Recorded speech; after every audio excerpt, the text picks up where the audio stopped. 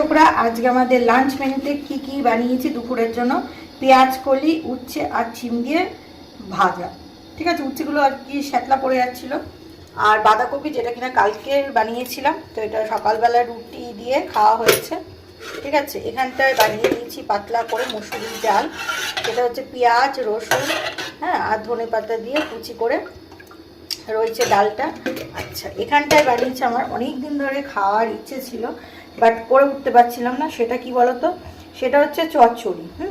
এর মধ্যে বড়ি দেওয়া আছে, আলু, বেগুন, শিম, হ্যাঁ, বড়ি, তারপরে ফুলকপির ডাঁটা দিয়ে একটা চচ্চড়ি, যেটা কিনা আমার খুব ফেভারিট, আমার খুব ভালো লাগে এরকম চচ্চড়ি খেতে।